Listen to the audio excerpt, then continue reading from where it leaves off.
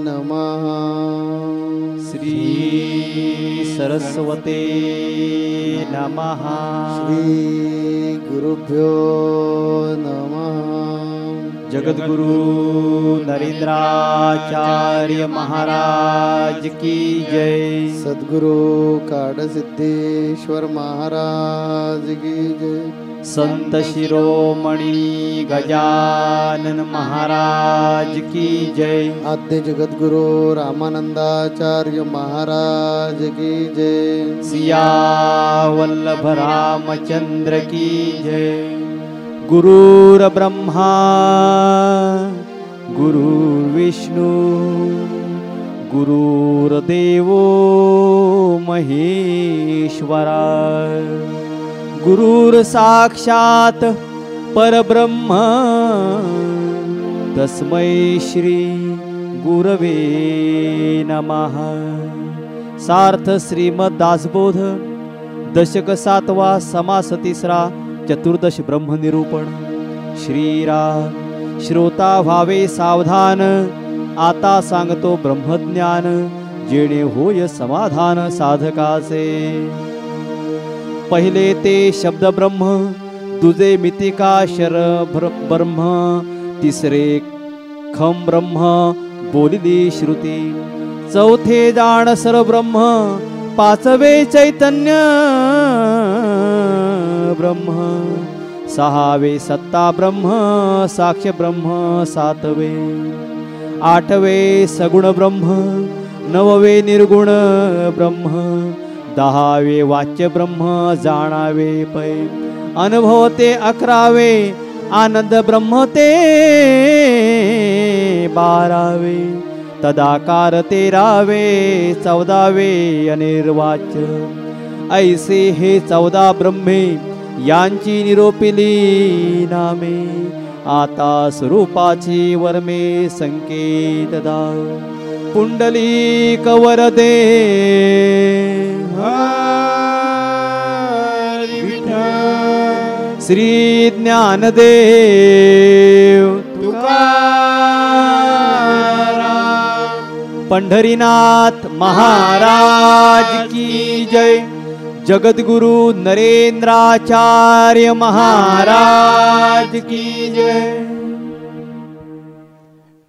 जगद्गुरु नरेंद्राचार्यजी महाराज यांच्या दिव्य चरण कमलाला वंदन करून या संत संघामध्ये उपस्थित असणारे सर्व भाविक भक्तगण, गुरुबंधू गुरुभगिनी या सर्वांना श्री गुरुदेव. भाविको, सार्थ दासबोधमध्ये दशक 7वा समास 3 यामध्ये समर्थ रामदास स्वामींनी 14 ब्रह्मांचं वर्णन केलेलं आहे. आणि 14 ब्रह्म कोणती ती प्रथमतः आपण त्याची नावं पाहूया. समर्थ रामदास स्वामींनी सांगितलं आहे, पहिलं ब्रह्म आहे ते शब्द ब्रह्म आहे.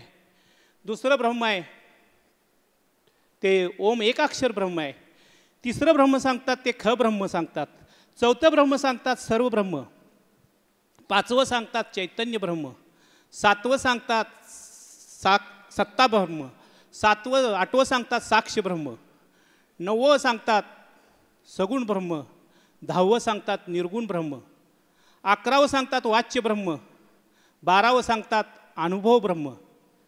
13वं सांगतात तदाकार ब्रह्म. आणि 14वं सांगतात अनिर्वाच्य ब्रह्म. भाविको, समर्थ रामदास स्वामींनी या 14 ब्रह्म सांगण्याचा उद्देश अतिशय सुंदर आहे. समर्थ रामदास स्वामी सांगतात की अध्यात्मातलं ज्यावेळेला आपल्याला ज्ञान घ्यायचं असतं त्यावेळी कुठल्याही गोष्टीवरचे एखादे आक्षेप असतात ते प्रथमतः सांगितले. त्या गोष्टीवरचे आक्षेप दूर झाले की त्याचं मूळ स्वरूप आहे ते आपल्याला समजणं सोपं जातं. म्हणून समर्थ रामदास स्वामी सांगतात की 14 ब्रह्म आहेत. ही अध्यात्मातला पूर्वपक्ष आहे. आणि हा अध्यात्मातला पूर्वपक्ष आपल्याला समजल्यानंतर जे शुद्ध ब्रह्म आहे, जे परब्रह्म आहे, हे समजणं आपल्याला सोपं जाईल. म्हणून समर्थ रामदास स्वामी या ब्रह्मांचं वर्णन करताना, शब्द ब्रह्माचं वर्णन करताना समर्थ रामदास स्वामी सांगतात की शब्दाने व्यक्त करण्याचा प्रयत्न केला जातो असं ते ब्रह्म आहे, त्याला शब्द ब्रह्म म्हणतात. दुसरं सांगितलं ओम एकाक्षर ब्रह्म, अक्षराच्या माध्यमातून व्यक्त केलं जातं ते अक्षर ब्रह्म. तिसरं ब्रह्म सांगतात समर्थ रामदास स्वामी ख ब्रह्म. ख म्हणजे आकाश, या सर्व विश्वाला व्यापून राहिलेलं आणि तरीही शिल्लक राहतं ते ख ब्रह्म. ते म्हणजे महद आकाश म्हणतात समर्थ रामदास स्वामी, ते ख ब्रह्म. चैतन्य ब्रह्म, या चैतन्य ब्रह्माला समर्थ रामदास स्वामी सांगतात की पंचमहाभूतापासून आणि मायेपासून बनलेली जी जी काही विश्वातली वस्तू आहे, ह्या प्रत्येक विश्वातल्या वस्तूला जो प्राण देणारं चैतन्य आहे, हे प्राण देणारे चैतन्य, हे चैतन्याला चैतन्य ब्रह्म म्हणतात. साक्ष ब्रह्म आहे, ते साक्ष ब्रह्मसुद्धा हे साक्षीत्वातून ह्या चैतन्य ब्रह्माला पाहतं, त्याला साक्ष ब्रह्म म्हणतात. या साक्ष ब्रह्मावर सत्ता चालते, ते सत्ता ब्रह्म. जे ब्रह्म वृत्तीमध्ये दर्शवलं जातं ते आनंद ब्रह्म. अनिर्वाच्य ब्रह्मामध्ये समर्थ रामदास स्वामी सांगतात की मन आणि बुद्धी याच्याही पलीकडे एक ब्रह्म आहे, असं ज्या वेळेला आपल्या मनाची अवस्था होती त्याला अनिर्वाच्य ब्रह्म म्हणतात. म्हणून भाविक समर्थ रामदास स्वामींनी 14 ब्रह्म आपल्याला समजावण्याचा प्रयत्न केलेला आहे. मी सांगू इच्छितो की समर्थ रामदास स्वामींना सांगण्याचा उद्देश असा आहे की जी आपली ज्ञानेंद्रिय इंद्रिय आहेत, ती 5 ज्ञानेंद्रिय आणि 6वं मन, या माध्यमातून आपण जाणण्याचा जो प्रयत्न करतोय ही ती 14 ब्रह्म आहेत. आणि ही जी जाणण्याचा प्रयत्न आपण केला की समर्थ रामदास स्वामी अगदी खात्रीशीर सांगतात की तुम्हाला जर 14 ब्रह्माचं तुम्ही ज्ञान घ्यायचा प्रयत्न केला किंवा ती जाणलीत तर निश्चित स्वरूपानं तुम्हाला परब्रह्माचं ज्ञान होईल. पण तिथं एक शब्द ते वापरतात समर्थ रामदास स्वामी की हे शुद्ध ब्रह्माचं जे ज्ञान आहे ते ज्ञान आपल्याला जर व्हायचं असेल तर आत्मसाक्षात्कारी आत्मज्ञान झालेल्या संतांच्या सान्निध्यात, ब्रह्मज्ञान झालेल्या संतांच्या सान्निध्यात गेलं पाहिजे. आणि त्यांच्या वाचेतून, त्यांच्या मुखातून आणि त्यांनी सांगितलेल्या साधना अभ्यासातूनच हे तुम्हाला शुद्ध ब्रह्म किंवा ब्रह्मज्ञान होणार आहे, अन्यथा ते होणारच नाही. अगदी ठामपणे समर्थ रामदास स्वामी या बाबतीत सांगतात. आणि म्हणून भाविको, शब्द ब्रह्माचं एक छोटंसं उदाहरण मी तुम्हाला देतो, मग निश्चित स्वरूपानं आपल्या ते लक्षात येईल. संत शिरोमणी गजानन महाराजांचा गजानन महाराज विजय ग्रंथ दासगणुनी लिहिलेला आहे. या ग्रंथामध्ये 8व्या अध्यायात दासगणुनी संत शिरोमणी गजानन महाराजांचा लीलामृत लिहित असताना सांगितलं की काही दिवस शेगावमध्ये संत शिरोमणी गजानन महाराजांनी वास्तव्य केलं आणि त्यांच्या लक्षात आलं की आपण आता मळ्यातमध्ये राहायला जावं. कृष्णाजी पाटलांच्या वाड्यामध्ये, तिथं जवळ मळ्यामध्ये शिवमंदिर आहे, त्या शिवमंदिरामध्ये वास्तव्याला जायचा निर्णय संत शिरोमणी गजानन महाराज घेतात. आणि कृष्णाजी पाटील धार्मिक असतात, त्यांनाही खूप आनंद होतो. म्हणतो या स्वामी तुमची सगळी सोय करतो. मग गजानन महाराज त्या मंदिरामध्ये वास्तव्य करतात. आपण पाहता आहात की जिथं संत जातात, जिथं त्यांच्या चरणाचा स्पर्श होतं तिथं तीर्थ तयार होतं. अगोदर शेगावमध्ये दर्शनाला येणारे भाविक मळ्यामध्ये शिवमंदिरात गेल्यानंतर तिथंसुद्धा भक्तांचा लोंढा तिकडं जायला लागला आणि ती भूमी तीर्थक्षेत्रासारखी पवित्र व्हायला लागली.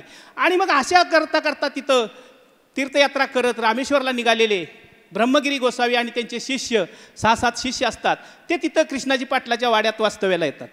वास्तव्याला आल्यानंतर ते सांगतात की आमचे ब्रह्मगिरी महाराज आहेत, अतिशय ज्ञानी आहेत, गीतेवरती अतिशय त्यांचं प्रभुत्व आहे, अतिशय मोठं ज्ञान आहे, सगळे साधुसंत त्यांना मानतात, असं ते शिष्य त्यांचं वर्णन करत असतात. ते सुद्धा त्या वातावरणात अगदी निमग्न असतात, शिष्यस्तुती करत असतात, ते ऐकत असतात. आणि मग ते कृष्णाजी पाटलांना सांगतात की आम्ही तर वास्तव्याला 3 दिवस राहणार आहोत, आम्हाला शिरापुरीचं जेवण पाहिजे, सायंकाळी आम्हाला थोडा गांजा लागतो, तो पण तुम्ही पुरवला पाहिजे, आणि 3 दिवस आम्ही वास्तव्य करणार आहे.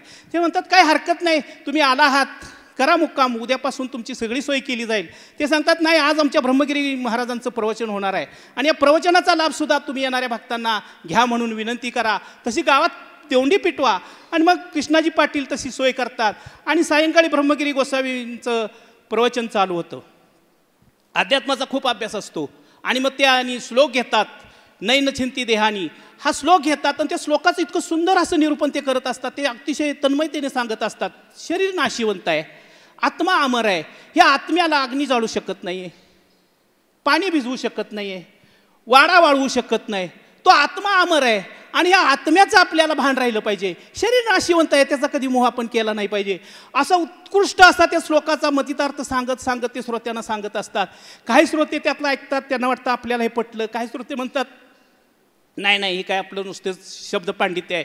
काही भक्तांची मतं असतात वेगवेगळी, ते प्रवचन ऐकतात आणि हे चालू असताना, प्रवचन चालू असताना सांगणारा वक्ता शब्दब्रह्म सांगत असतात आणि ऐकणारे वक्ते देहबुद्धीमध्ये अडकलेले वक्ते ते पण हे शब्दब्रह्म ऐकत असतात. दोन्हींची अशी गाठ पडलेली असते. पण इथं एक अतिशय सुंदर घटना घडलेली असते की ह्या परिस्थितीत शब्दब्रह्मात अडकलेला वक्ता आणि श्रोता याच्यामध्ये त्या गजानन महाराज साक्षात परब्रह्म तिथं बसलेलं असतं आणि ते सुद्धा ह्या श्रवण भक्तीचा लाभ घेत असतात. ते शांतपणे हे प्रवचन ऐकत असतात. प्रवचन झाल्यानंतर भाविक संत शिरोमणी गजानन महाराजांच्या दर्शनाला येतात. चरण दर्शन घेतात आणि निघून जातात. असं काय चाललेलं असतं. एवढ्यात गजानन महाराजांच्या त्या चिलमीमधली ठिणगी पडते पलंगावरती आणि पलंग पेट घेतो. पेट घेतल्या घेतल्या जवळच कृष्णाजी पाटील उभे असतात, भास्कर पाटील उभे असतात. ती विनंती करतात, स्वामी उतरावं खाली, पलंगाला आग लागलेली आहे. ते म्हणले काय नका, घाबरू नका, मला काही त्याची भीती वाटत नाही. पण आज आपण पूर्वपक्ष ऐकला. ब्रह्मगिरी महाराजांनी आपल्याला ज्ञान दिलं. त्यांनी सांगितलं की बाबांनो, आत्मा अमर आहे, त्याला अग्नी जाळू शकत नाही आहे, पाणी भिजवू शकत नाही, वारा वाळवू शकत नाही. आणि आज तो सिद्ध करण्याची वेळ आलेली आहे. त्यामुळे तुम्ही मला पलंगावरून खाली उतरू नका, उलट ब्रह्मगिरी महाराजांना इकडे बोलवा आणि त्यांना माझ्याजवळ बसवा. हे ब्रह्मगिरी महाराजांनी ऐकल्यावर देहबुद्धीत अडकलेले असणारे हे ब्रह्मगिरी महाराज थरथर कापायला लागले. कापायला लागल्यानंतर स्वामींनी सांगितलं, भास्कर पाटलांना जावा, त्यांना घेऊन या. अक्षरशः ओढत भास्कर पाटलांनी त्यांना पलंगावरती आणले आणि सांगितलं स्वामींनी बसायला सांगितले. देहबुद्धीत अडकलेले ब्रह्मगिरी गोसावी घाबरले, थरथर कापू लागले आणि गजानन महाराजांना विनंती केली, स्वामी माफ करा, खरोखर मी देहबुद्धीत अडकलेलो आहे, मला खरोखर आत्मबुद्धीचा ज्ञान नाही आहे, मला खरोखर आत्मसाक्षात्कार झालेला नाही, मी नुसता शब्द पंडितात अडकलेला आहे, माऊली मला क्षमा करा. आणि शरणागताला अभय देण्याचं काम संतांचं असतात. गजानन महाराज त्यांना क्षमा करतात, म्हणतात ठीक आहे, असं हे करू नकोस. आणि मग सगळे भक्त तिथं जमलेले असतात. ते स्वामींना विनंती करतात, स्वामी मगाशी प्रवचनातला पूर्वपक्ष कळाला, आता आम्हाला सिद्धांत कळाला की खरोखर आत्म्याला अग्नी जाळू शकत नाही, पण ती पूर्ण जाणीव तुम्हाला झालेली आहे आणि तुम्ही खरोखर परब्रह्म आहात, खरोखर आत्मज्ञानी संत आहात, खरोखर तुम्हाला ब्रह्मज्ञान झालेलं आहे, पण आमच्या भल्यासाठी तरी पलंगावरतून खाली या, अशी विनंती करतात. गजानन महाराज खाली उतरतात आणि पलंग धापदिशी पडतो. ती भयानक अशी परिस्थिती बघितल्यानंतर ब्रह्मगिरी गोसावी महाराजांनी तिथं बनलेले भक्तांना सुद्धा आश्चर्याचा धक्का बसतो की कसलं देहाविषयीची अनासक्ती संत शिरोमणी गजानन महाराजांच्या कणाकणात दयादेहात भरलेले. आणि ते पाहिल्यानंतर रात्री 12 वाजता संत शिरोमणी गजानन महाराज या ब्रह्मगिरी गोसाव्यांना आत्मबोध करतात. एका क्षणात आपणासारखे करती तात्काळ नाही काळ वेळ तया लागी. ब्रह्मगिरी गोसाव्यांना बोध करतात आणि बोध केल्यानंतर ब्रह्मगिरी गोसाव्यांचं जे तीर्थाटन करून परमेश्वर प्राप्त करण्यासाठी ते रामेश्वरला निघालेले असतात, ती त्यांची भ्रांती निघून जाते. आणि अशा आत्मसाक्षात्कारी संतांच्या सानिध्यात शिरापुरी जोडण्यात काय अर्थ नाही. खरं जे ज्ञान होतं, कुठं शोधिशी रामेश्वरानं कुठे शोधिशी काशी, हृदयात भगवंत राहिला हृदयातून उपाशी. या ज्ञानाचं त्यांना परिपूर्ण परब्रह्माच्या माध्यमातून ज्ञान झालं. ते नतमस्तक झाले, त्यांचा गर्वहरण झाला आणि रातोरात निघून गेले. हे निघून गेले ते त्या संत शिरोमणी गजानन महाराजांच्या त्या ज्ञानापाशी, त्यांच्या त्या आत्मसाक्षात्कारापाशी, त्यांच्या त्या ब्रह्मज्ञानापाशी निघून गेले. आणि म्हणून भाविक व समर्थ रामदास स्वामी सुद्धा आपल्याला हेच सांगतात की या शब्द ब्रह्मात आम्ही अडकतो. खरं जे शुद्ध ब्रह्म आहे, हे शुद्ध ब्रह्म जर आपल्याला जाणून घ्यायचं असेल तर जसं खाणीमध्ये रत्न असतात पण ती मातीमध्ये सापडतात, पण भरपूर माती खोदावी लागते, तेव्हा कुठं एखादं रत्न हाती गावतं. 14 ब्रह्माचं सुद्धा समर्थ रामदास स्वामी तसं सांगतात की 14 ब्रह्माचं ज्यावेळी तुम्ही सखोल ज्ञान घ्याल, सखोल अभ्यास कराल, त्यावेळे गुरूंच्या मुखातून, आत्मज्ञानी संतांच्या मुखातून तुम्हाला हे परब्रह्म कळणार आहे. आणि हे परब्रह्म कळल्यानंतर तुमच्यातले ते देहाविषयीचे जे काही विकल्प आहेत किंवा देहबुद्धी ते निश्चित स्वरूपानं नाश होईल. भाविको, मला या दासबोधाचं निरूपण करताना आनंद वाटतो की प्रत्येक संतांचं हे वैशिष्ट्य असं आहे. आज हे ग्रंथ आहेत, हे अक्षरब्रह्मामध्ये मोडतात. या अक्षरब्रह्मामध्ये अनेक संतांनी आपली ग्रंथसंपदा विपुल केली आहे. ज्ञानेश्वर माऊलींची ज्ञानेश्वरी घ्या, तुकाराम महाराजांची गाथा घ्या, आज गुरु शिष्यांचा संवाद आहे दासबोध, या दासबोधाचं उदाहरण घ्या. या प्रत्येक ग्रंथामध्ये संतांना एक तळमळ आहे की पुढं बसलेला भक्त आहे हा जडमूड आहे आणि ह्या जडमुडाला आध्यात्मिक ज्ञान दिलं पाहिजे, म्हणून सोप्या पद्धतीनं ग्रंथसंपदेच्या माध्यमातून ह्या गुरुशिष्य संवाद सांगितलेला आहे. भाविको, मला सांगायला आनंद वाटतो की ज्यांच्या कृपेमुळे माझी वाणी आज पवित्र होत चाललेली आहे, अशा जगद्गुरु श्री माऊली नरेंद्र महाराजांची सुद्धा अनेक ग्रंथसंपदा विपुल आहे. आपण पाहत आहात की ब्रह्मस्फुरण आज ब्रह्मविषय आहे. या ब्रह्माविषयी सुद्धा जगद्गुरु श्रींनी ब्रह्मस्फुरण म्हणून आता सिद्ध लेखणीतून ग्रंथ लिहिलेला आहे. जगद्गुरु श्रींचा भवसागरातील दीपस्तंभ हा सुंदर ग्रंथ आहे. आत्मानंदाच्या शोधात, मुक्तीचे राजमार्ग, भेद अंधश्रद्धेचा, जीवनयात्रा, जीवन रहस्य, गृहस्थीने कसे वागावे, स्त्री लीलामृत, तर या ग्रंथाचं तरी मला असं वर्णन करावं असं वाटतं भाविको की 4 वेद, 6 शास्त्र आणि 18 पुराणाचं जर ब्रह्मकाढा कशात असेल तर तो जगद्गुरु श्रींनी लिहिलेला श्री लीलामृतामध्ये अतिशय सुंदर असा की समर्थ रामदास स्वामींनी जो सांगितला की साधना अभ्यास करून तुम्हाला या ब्रह्माचं ज्ञान होईल. भाविको, मला 100% खात्री आहे की जगद्गुरु श्रींच्या सिद्ध लेखणीतून अवघ्या 18 दिवसात किती महान अनुभूती आहे ही. अवघ्या 18 दिवसात 21 अध्यायाचा हा लीलामृत ग्रंथ, की जो सगळ्या अध्यात्माचं सार सांगितलंय अशा श्री लीलामृतामध्ये जगद्गुरु श्रीनी 21 अध्यायाचा लीलामृत आहे. आपण साधना अभ्यास म्हणून समर्थ रामदास स्वामी सांगतात परब्रह्माचं ज्ञान तुम्हाला होईल. तर तो श्री लीलामृत वाचला तर मला स्वतःला खात्री आहे की निश्चित स्वरूपानं आपण त्या वाटेवरती जाऊ आणि जगद्गुरु श्रींच्या आत्मबोधातून जगद्गुरु श्रींच्या मार्गदर्शनानुसार आपण निश्चित स्वरूपानं त्याच्यावरती जगद्गुरु श्रींच्या माध्यमातून ते ज्ञान प्राप्त करून घेऊ. माऊलीचे अनेक ग्रंथ संपत आहे, त्यामध्ये जगद्गुरु श्रींचा स्वधर्मदीप भजनमाला हा ग्रंथ आहे. या ग्रंथामध्ये जगद्गुरु श्रींनी वेगवेगळ्या प्रकारची भजनं लिहिलेली आहेत. यामध्ये खूप मोठा असा हरिपाठ जगद्गुरु श्रींनी लिहिलेला आहे. या हरिपाठामध्ये अतिशय सुंदर असं जगद्गुरु श्रींनी अध्यात्माचे टप्पे आपल्याला सांगितलेले आहेत. आपले दुर्गुण कसे दूर करायचे वगैरे हे सांगितलेलं आहे. अगोदर या हरिपाठामध्ये जगद्गुरु श्रींनी कुलक्षणं आपली सांगितलेली आहेत. ही कुलक्षणे तुम्ही त्यागा. आणि कधी त्यागाल? अवगुणांचा करुणी त्याग धरिला ज्याने संत संग, ऐशा नळा ओळखावा मग साधक म्हणून, नाना शंका कुशंकांची निवृत्ती, ज्ञानविज्ञान शास्त्र प्रचिती, घेण्या ज्याची झडेवरती नरेंद्र म्हणे तो साधक. जगद्गुरु श्रीनी हेच आपल्याला त्यात सांगितलेलं आहे की ही कुलक्षणं तुम्ही कधी त्यागाल तर तुम्हाला ज्यावेळेस संत संघाला येण्याची इच्छा होईल. तुम्ही ज्यावेळेला संत संघात या आणि संत संघाच्या माध्यमातून गुरूंच्या मुखातून तुम्ही ती श्रवणभक्ती कराल आणि त्यांनी सांगितलेल्या पद्धतीनं श्रवणभक्तीच्या माध्यमातून साधना अभ्यास कराल आणि मग साधना अभ्यास केल्यानंतर जे शुद्ध ब्रह्म आहे ते परब्रह्म आहे हे आपल्याला समजणं खूप सोपं जाईल. भाविको, दासबोधमध्ये समर्थ रामदास स्वामी सांगतात की तुम्ही मला अध्यात्मातलं सगळ्यात श्रेष्ठ अशी कुठली गोष्ट विचारलीत तर समर्थ रामदास स्वामी अगदी ठामपणे सांगतात की तुम्ही विचारलं तर मी सांगेन की अध्यात्मात सर्वात श्रेष्ठ गोष्ट कुठली असेल तर ती परब्रह्म आहे. त्याही पुढे विचारलं तर शिष्यास विचारतो की तुम्ही का त्याला श्रेष्ठ असं म्हणता.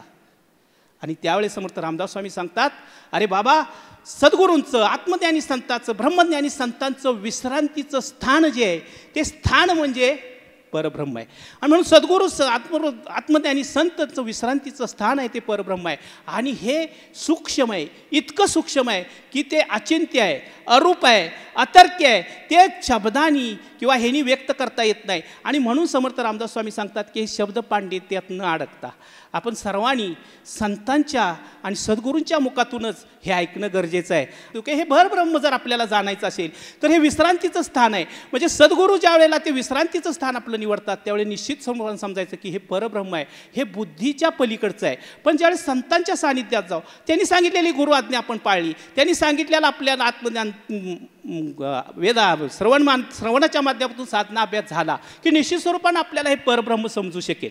हे परब्रह्म आपल्याला अचिंत्य आहे. 14 ब्रह्म सांगताना समर्थ रामदास स्वामी सांगतात की ही 14 ब्रह्म तुम्ही त्याची कास सोडून चालणार नाही. पण ही 14 ब्रह्म तुम्हाला समजल्यानंतर शुद्ध ब्रह्म आहे किंवा परब्रह्म आहे हे समजायसाठी सद्गुरूंच्या सानिध्यात गेलं पाहिजे. मग साधना अभ्यास आहे, आपल्याला आनंद वाटतो. जगद्गुरू श्री माऊली नरेंद्र महाराज, मी नेहमी सांगत असतो माझ्या प्रबोधनातून की अलीकडच्या कलियुगातले क्रांतिकारक संत जगद्गुरू श्री आहेत. कारण विज्ञानाचा अभ्यास करून, समाजाचा अभ्यास करून आजच्या युगाला कशाची गरज आहे तर या आजच्या धावपळीच्या युगात की भाविक भक्तांना साधना अभ्यास सांगायचा असेल तर त्याला त्याच्या जीवनातील वेळेचं नियोजन करणं गरजेचं असतं. मग हे वेळेच्या नियोजनामध्ये दिवसाचे 12 तास, रात्रीचे 12 तास, या 24 तासामध्ये तो प्रपंचात अडकलेला आहे. समर्थ रामदास स्वामी सांगतात, प्रपंच नेटका करा तर परमार्थ नेटका, प्रपंच फाटका तर परमार्थ फाटका. मग प्रपंच चांगला करा, आपल्या मुलांची शिक्षण चांगली करा, त्याच्यासाठी स्वकष्टानं पैसे मिळवा, सन्मार्गानं पैसा मिळवा. आणि हे करत असताना दिवसाचे 12 तास, रात्रीचे 12 तास, हे 24 तासामध्ये 23 तास 50 मिनटं प्रपंचासाठी खर्च करा आणि फक्त 10 मिनटं वेळ राहतोय. हे 10 मिनटं तुम्ही नामस्मरण करा. पण कसं करा ते पण जगद्गुरू श्री सांगतात की ज्ञानेश्वर माऊली जसं सांगतात की माझे आणि तुझे अनुसंधान जपजाप्य ध्यान ओम हवन ते सर्व अधर्म जाण मज भजनच नव्हे. जगद्गुरू श्री सुद्धा सांगतात की ही 10 मिनटं तुम्ही तदाकार होऊन एकाग्रतेनं 10 मिनटं नामस्मरण करा. आणि दुसरी एक अलीकडच्या काळातली सोपी गोष्ट आपल्याला सांगतात, अतिशय ऐकायला सोपी वाटते, स्वप्नात सुद्धा कुणाचं वाईट चिंतू नका. आणि प्रापंचिक माणसं म्हणतो आम्हाला तेवढं काय सांगू नका, अशी थोडीशी त्याची मानसिकता तयार होती. कारण की स्वप्नात सुद्धा कुणाचं वाईट चिंतू नका, ह्याच्यामध्ये विज्ञान दडलेलं आहे, अध्यात्म दडलेलं आहे. जगद्गुरू श्री सांगतात की ही काही थोतांड नाही, भक्ती म्हणजे मनाचा व्यायाम आहे. आणि स्वप्नात सुद्धा कुणाचं वाईट चिंतू नका. भगवान परमात्मा श्रीकृष्णांनी सुद्धा तेच सांगितलं. जगद्गुरू श्री फक्त सोप्या भाषेत सांगतायत. तुम्ही म्हणाल खरंच अगदी 100%. कसं सांगतायत तर गीतेमध्ये सुद्धा सांगितलं की जैसा कर्म करेगा वैसा फल देगा भगवान. ये है गीता का ज्ञान, ये है गीता का ज्ञान. जगद्गुरु श्री तेच सांगतात. तुम्ही जर एखाद्याचं वाईट चिंतलं तर तीच गोष्ट तुम्हाला जसं कर्म करतात तशीच ती तुमच्याकडे परत येते. आणि म्हणून तुम्ही कुणाचं शेजाऱ्याचं वाईट चिंताय गेला तर तुम्ही एक वाईट शब्द वापरला तर शेजारी झोपेपर्यंत तुम्हाला 100 शब्द वापरल्याशिवाय झोपणार नाही. हा विज्ञानाचा जसा सिद्धांत आहे तसा अध्यात्माचा सिद्धांत. मग ह्या दोन गोष्टी केल्या की सतत समर्थ रामदास स्वामी सांगतात की साधना अभ्यास करून आणि सद्गुरूंच्या मुखातून ऐकल्यानंतर आपण या भक्तीच्या माध्यमात येतो. आणि भक्तीच्या माध्यमातून आल्यानंतर हळूहळू आपल्याला मुमुक्षातून बद्धातून मुमुक्षातून साधक आणि साधकानंतर गुरुकृपेनं सिद्ध अवस्थेला प्राप्त होतो. आणि जगद्गुरुश्री ज्या वेळेला हे आध्यात्मिक ज्ञानामृत पाजत असतात त्यावेळी जगद्गुरुश्री आपल्या मार्गदर्शनातून सर्वांना सांगत असतात की अरे बाबांनो, कलियुगासाठी मला ज्या परमात्म्यानं पाठवलं आहे, या ब्रह्मानं पाठवलं आहे मला त्यासाठी की जडमुडांचा उद्धार करायचा आहे. या जडमुडांचा उद्धार करत असताना आपला धर्म आहे, आपली संस्कृती आहे, ही संस्कृतीसुद्धा आपल्याला वाचवायची आहे. आणि ही जर वाचवायची असेल तर संत संघाला येण्यासाठी गरज आहे. हे कशासाठी आपल्याला संत संघ यायचं आहे तर गुरूंच्या अमृतमय वाणीतून आपल्याला बोध तर घ्यायचाच आहे. पण ज्या वेळेला आपला धर्म, आपली संस्कृती ह्याचं आपल्याला संगोपन करायचं आहे आणि आपल्या येणाऱ्या पिढीवरती संस्कार चांगले करायचे आहेत. आज आपल्या पायाशी सगळी सुखं पायाशी लोळून घेत आहेत, पण आपण पाहतो आहोत की आपण सगळी मनशांती हरवून बसलेलो आहे. जगद्गुरुश्रींनी श्री संप्रदाय स्थापन केल्यानंतर पहिल्यांदा एक गोष्ट सांगितली की तुम्ही मला भक्ती द्या, मी तुम्हाला स्थैर्य देतो. आणि माझं जे शिकवण आहे ती सगळ्या जगात कानाकोपऱ्यात पोचवा. अतिशय सोपी शिकवण आहे. तुम्ही जगा आणि दुसऱ्याला जगवा. या शिकवणीच्या माध्यमातून तुमच्या जीवनात तुम्ही सुखी झाला, तुमच्या जीवनात आनंद आला, तुमच्या जीवनात तुम्हाला आत्मिक समाधान मिळालं. हे समाधान एकट्यापुरतं मर्यादित ठेवू नका, हे सर्वांना वाटत चला. जर ज्ञानेश्वर माऊलींनी सांगितलं ज्योत से ज्योत जगाते चलो, ज्ञान की गंगा भाते चलो. आणि म्हणून आत्मसाक्षात्कारी संतांचे 2 प्रकार असतात की एक संत जे आत्मसाक्षात्कार झाल्यानंतर ते आत्मसाक्षात्कारामध्ये स्वतःच्याच आत्मसाक्षात्कारामध्ये निमग्न असतात, विश्वाची कसलीही चिंता त्यांना नसती. आणि दुसऱ्या प्रकारचे आत्मसाक्षात्कारी संत असतात की ज्यांना परब्रह्माचं आत्मज्ञान झालेलं असतं. असे संतांना आत्मसाक्षात्कार झाल्यानंतर त्यांना चैन पडत नाही, ह्या जडमुडांचं दुःख पाहत नाही. जे कारंजले गांजले त्याशी जो म्हणे आपले, तोच साधू ओळखावा देवते तिची जाणावा. ह्या उक्तीप्रमाणे त्यांना अहोरात्र ह्या समाजाची तळमळ लागलेली असते. आणि मग हे आत्मसाक्षात्कार झालेले संत समाजासाठी हे आत्मज्ञान अक्षरशः उधळण करत असतात. आणि या उधळणीतून जगद्गुरुश्रींच्या अमृतमय प्रवचनातून आपण चिंब न्हावून समर्थ रामदास स्वामींना अपेक्षित असणारं जे परब्रह्माचं ज्ञान आहे. ब्रह्माचे वेगवेगळे प्रकार समर्थ रामदास स्वामींनी आपल्याला सांगितलेले, ती 14 ब्रह्मांची नावं आपल्याला सांगितलेले की ब्रह्म कुठे नाही अशी जागाच नाही. आणि तेच आम्ही आमच्या अभंगातून नेहमी सांगतो की अणुरेणूत देव आहे. आमचा देव म्हणजे कोण? कृष्ण, राम, गणपती हा नाही आहे. तर यांच्यामध्ये असणारा जो देव आहे, जे रामदास स्वामींना परब्रह्म म्हणायचं आहे, ते अणुरेणूत आहे, चराचरामध्ये, ते सर्वत्र आहे, ते शब्दात आहे, ते दृश्यात आहे, ते लेखणीत आहे, ते कशात नाही आहे अशी जागाच नाही आहे. आणि याचं ज्ञान फक्त आणि फक्त सद्गुरूंशिवाय आपल्याला मिळणं शक्य नाही आहे. म्हणून सद्गुरूंना शरण गेलं पाहिजे, म्हणून सद्गुरूंच्या सहवासात आलं पाहिजे. म्हणून हे संत संघ सगळे चालू आहेत. या संत संघातून आपण काय करतो? एक पाठ शिकतो आणि आपल्यामध्ये हळूहळू कणाकणानं प्रगती करण्याचा प्रयत्न करतो आहे. कारण आपल्या सद्गुरूंचा, आपल्या जगद्गुरूंचा उद्देश हाच आहे की माझ्यासारखे तुम्ही झाले पाहिजेत. मला जे माझ्या गुरूंच्या कृपेनं मिळालं ते मी जर तुमच्यापर्यंत आणून पोचवण्यास जर योग्य ठरलो तर खऱ्या अर्थानं माझ्या जन्माचं सार्थक होईल असं मला वाटतं. आणि त्यामुळे आम्ही हा सातत्यानं प्रयत्न करत राहू. शेवटी आम्ही शिक्षक आहोत, शिकवणं आमचं काम आहे. त्या वर्गात बसलेले जे विद्यार्थी जे असतात त्याने आत्मसात किती केलं हे शेवटी त्या विद्यार्थ्यावर अवलंबून राहतं. शेवटी त्याचं प्राक्तनही त्याला फार मोलाचं काम करत असतं. म्हणून हे प्राक्तन जे आहे, या प्राक्तनाप्रमाणे आपण सगळे एकत्र आलेलो आहोत. आणि हा गुरुशिष्य संवाद, संत संघ म्हणजे आहे तरी काय नेमकं? गुरुशिष्य संवादच आहे. इथे शिष्याच्या मनामध्ये असणाऱ्या ज्या शंका आहेत त्यांचं निरसन करण्याचं काम चालू असतं संत संघामध्ये. आणि म्हणून आपण वेगळ्या शंका दर आठवड्याला मनामध्ये असतात ते घेऊन येतो आणि त्याच्यावर बऱ्याच साधकांना जे आपल्या मनात आलेले असतात प्रश्न, त्याची उत्तरं आपोआपच या संत संघांच्या माध्यमातून मिळत असतात. आणि अशाच प्रकारे आपली प्रगती करून हे गुरु शिष्याचं नातं आपण दृढ करूया अशी अपेक्षा ठेवतो. आणि पुढच्या आठवड्यामध्ये मी पुन्हा तुमच्यासाठी तत्पर असेन, हजर असेन. आपण पण आवर्जून या संत संघाला जरूर यावं. जगद्गुरु नरेंद्राचार्य महाराज की जय। सद्गुरु काळसिद्धेश्वर महाराज की जय। संत शिरोमणी गजानन महाराज की जय। आद्य जगद्गुरु रामानंदाचार्य महाराज की जय। सियावर वल्लभ रामचंद्र की जय।